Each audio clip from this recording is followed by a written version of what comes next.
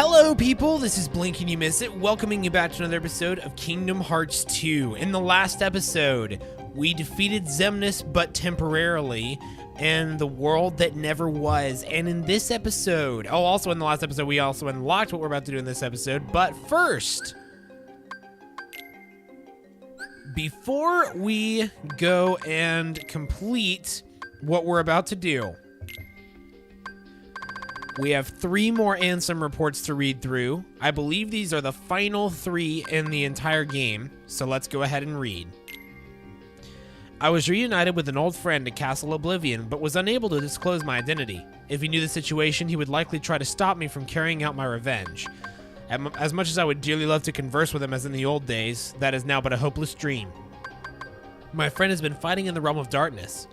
Most likely he found his way there through Traverse Town. Like Castle Oblivion, that village also rests in the cleft between light and dark. It consists of the remnants of worlds whose hearts have been stolen by the Heartless. It is where those who have barely escaped the destruction of their worlds eventually find themselves. This realm between is quite unstable, with corridors of darkness appearing from time to time. Whenever a world disappears, some of its inhabitants must arrive here through these corridors. Surely, Sora traveled these same corridors of darkness when he first came to Traverse Town. It seems my friend, fighting in the realm of darkness, appeared in Castle Oblivion through a door of darkness constructed by Organization 13. My new ally, Riku, also effected his return via one of these corridors. He swore to me he would give his all for his best friend Sora. In fact, Sora's memories have been slow to return. Thus I have asked Riku to bring me another Sora, his nobody. Sora is indispensable if I'm to achieve my goal. I require the Keyblade-wielding hero to fly through the realm of light and defeat Organization 13. Apart from Naminé, nobody's retained their memories of their time as humans, but Sora's nobody Roxas has lost Sora's memories. This is likely because Sora's time as a Heartless was short, having recovered his heart and returned to his human form soon after leaving behind Roxas as nobody. It would seem Roxas is much like Naminé. Naminé is Kairi's nobody, but came into being via Sora's body and soul. Likewise, Roxas is Sora's nobody, but was left behind because Sora's Heartless regained human form using Kairi's heart instead of his own. It may be that Sora's memories are slow to return because the half of him that is Roxas is still lacking. I must convert Roxas into data and return him to Sora. As a member of Organization 13, it was exceedingly difficult to bring Roxas in. Having lost to Roxas once, Riku laid everything on the line and used the power of darkness in their second battle, only to just manage bringing Roxas back with him. But Organization 13 grows ever nearer. Here in Twilight Town is where Roxas was reborn as a nobody. This is where Roxas first encountered Organization 13 and joined its ranks. They are bound to search this place thoroughly. First, I shall convert all of Twilight Town into data and construct a world duplicate in Sora's memories. I shall place Roxas within that world to live out his days and regain those memories. There's little time. The organization's schemes must be making steady progress as well. Tomorrow Sora awakens. My long and drawn-out revenge is nearing its end. Xehanort, who took everything away from me. Though as a Heartless he is no more, as a member of the Organization 13, his ambition once again is to capture Kingdom Hearts, the most colossal heart of all. His Heartless had attempted to draw out the great darkness of Kingdom Hearts, created from the hearts of all the worlds. His nobody, however, is almost finished gathering human hearts to be assimilated into Kingdom Hearts as well. The fool. Only one mystery remains. How did Xehanort manage to open the door that appeared in the basement of my castle? No, any theory posited now, when everything else is nearing completion, will be meaningless. Roxas, Ansem, Naminé, they defy all logic, yet there they are. Singular exceptions to the rule. The theories proposed by me and by Organization 13 have been blown to pieces by a handful of strong-hearted individuals. Sora, Kairi, Riku. Ah yes, Riku. Though his heart had its weaknesses, making it prone to darkness, he found support in the hope he discovered beyond suffering. This hope allowed him to stand his ground and turn the darkness in his heart from an enemy into his greatest weapon. When all this is over, it is my fervent hope that he will be able to return with Sora to his island. If I can, I should like to return to Radiant Garden, to look once more on the beautiful water, the lovely flowers, and the hopeful smiles of the people. Dear King, my friend, I believe that at some point in time you will come across these, my truthful accounts. How I wish I could have chatted with you again. I was a fool obsessed with revenge. Forgive me. And that is the Ansem reports. Now, We unlocked in the last episode a new tournament, the Goddess of Fate Cup. No experiences gained. It recommends level 53. I'm currently level 64, so I don't think I'll have any problems here in this tournament. I can fight alongside my friends, which is good. So, without any further ado, let's go. We will get an Orichalcum Plus in the process of fighting this tournament. So the rules. It's a free-for-all, no rules, anything goes. Each battle has different objectives and surprises. Get a higher score by collecting orbs, use the combos for more boosts. And these are extremely powerful enemies. These are some of the most powerful enemies in the entire game that we're going to be facing in here. Now, let me go ahead and explain some of the stuff that you have to do in order to complete the journal.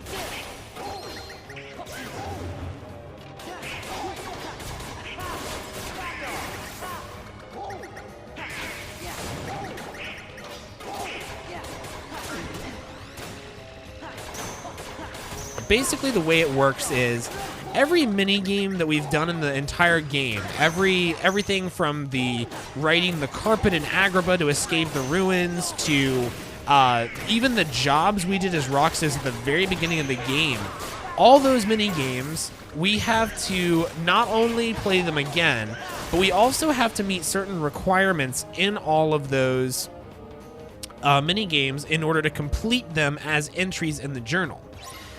Every world has a chunk of those, and basically, if you are not able to, if you're able to complete them, then that'll complete that entry in the journal. And by completing all journal entries, you will unlock a secret cutscene at the end of the game, which is kind of a nice little bonus right there. Now, you do not have to be maximum level to complete the journal or anything like that. You have to have all treasures, all maps, all items, all everything. Everything's got to be completed, and then you can unlock it. The reason it's also difficult is because of what I was just saying.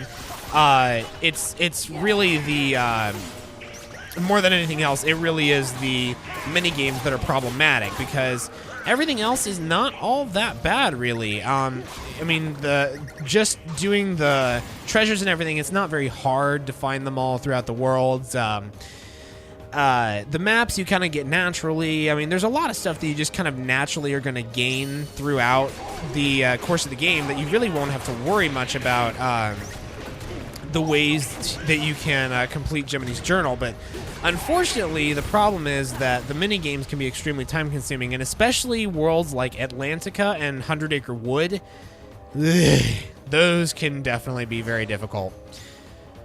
And really, when you're considering that what you're really getting for doing all of it is, I mean, yes, you have completed the game 100%, so there is a cool factor to that. There is an awesome thing of, you know, hey, I have completed the entire thing. But here's the thing. I mean, even things like this tournament we're in right now, this tournament, for example, we would have to complete with new requirements. Like, we would have to complete it and gain a certain number of points. And in all honesty, it is possible, but it's so time-consuming, and in some cases it's just so difficult that you gotta ask yourself if it's really worth the effort. And for me, I don't think it is. I mean, while it is a cool thing, it's just a bonus cutscene, and honestly, if I want to watch that, I can just go on YouTube anywhere and watch it. And I've already told you guys, like I said, you know, I will be showing you guys that cutscene. I do have ideas of ways that I'm going to show it off to you guys if you would so like to see it, and I know a lot of you probably will.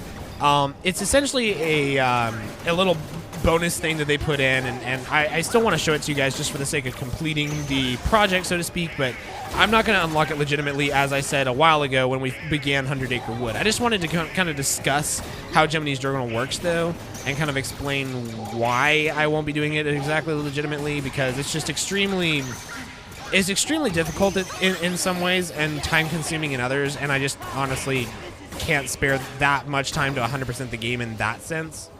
There's things that I don't mind doing that are not as time consuming, like level grinding is not too bad considering you can gain levels really quickly. You know, it's just a matter of, you know, what is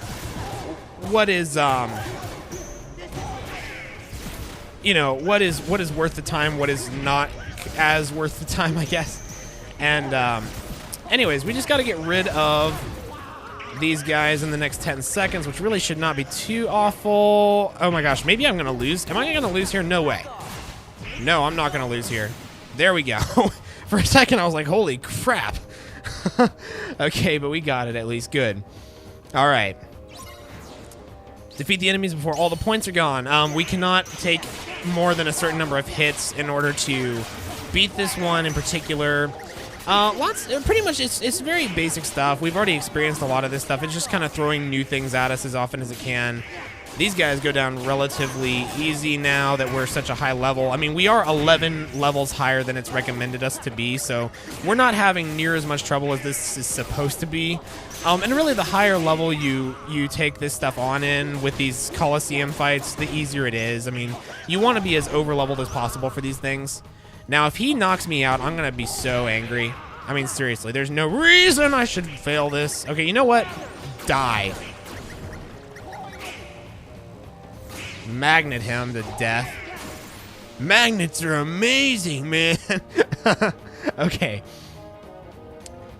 Now, what is next? The party must survive until time runs out. All right, let's heal up. And really, this should be rather simple. I mean, these guys are pretty easy to take down on the whole. We've done it so much already. Okay, let's see. We can do some speed traps if we want to. That should actually be pretty helpful as well. But really, these guys do not... They're very hard at all. And they don't get many chances to actually do really good attacking on us either, so surviving isn't exactly much of a problem, but there we go. And then I think this next one is the semi-final match. I believe. I think it's 10 rounds. I hope it's 10 rounds. Semi-final match, there we go. Fight in the dark and defeat all the enemies. Oh no, not the cars. Not the cars, man. Oh, the cars, dude. It's the freaking cars. Okay, we got one of them. Where are you? There you are. Ouch. Okay. Take out this car because he's driving me mad. Okay, there we go. That was a lot easier than I expected, actually. Being over-leveled is fun. Cool. Have you heard that pop? I was cracking my neck.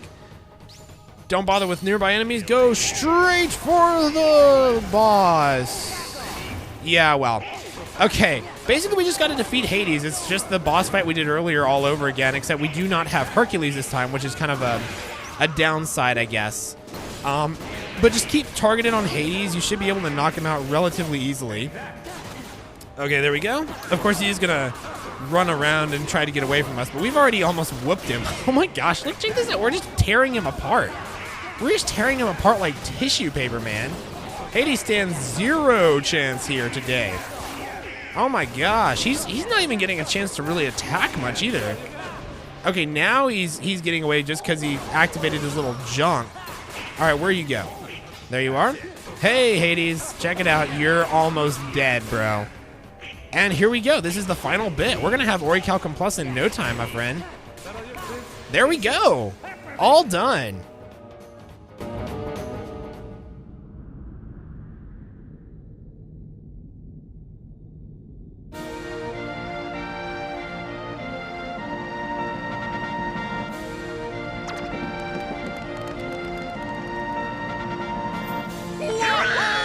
We did it! Fatal Crest. Increases strength during MP charge and allows unlimited training of combos. When equipped, the combo finishing move is disabled. And Orichalcum Plus, the one we really wanted. Let's just check out this Keyblade really fast. I do not think it's as good as Oblivion, for sure. But let's just take a look at it at least. Well, no, not like that. Let's go this way. That should save us a little time. Yeah, very good magic, not very good strength. Not going to go with it. Again, I'm not a magic user. I've said that how many times in this LP? Who knows? Okay, but let's go ahead and turn in this Orichalcum Plus to the synthesis shop just so we've got it there. Okay, so now let's see. What do I want to do here? We have, I think, like 2 more things that I would like to do before we go off and fight the final boss. Now, what is this right here? I want to take a look at this really quick. There's one last spot here on this trophy. Or one last spot here on this trophy, yeah. I actually think, let's take a look here. I think that that is a secret tournament that we don't unlock till later, but I don't believe it has actually any really, really good stuff for us. However, I'll be sure and take a look at that and kind of try and figure out what we'll do next. But now that we have read the Ansem reports that are left over, and now that we have completed the Goddess of Fate Cup, I think it is time we go ahead and call it a day, everybody. So next time on Kingdom Hearts 2, we will be taking on the next thing that we have to do, which, remember how I said that we had another form that we were going to unlock? Well, I want to go ahead and unlock that. You may be wondering how we do it. Well, next time we're going to be devoted to figuring that out, as well as hopefully getting some grinding done and getting Valor, Wisdom, Master, and the last forms to their maximum level and unlocking our full potential as mobile heroes. So that will be next time. Thank you very much for watching, everybody. This is Blinkk and You Miss It signing out.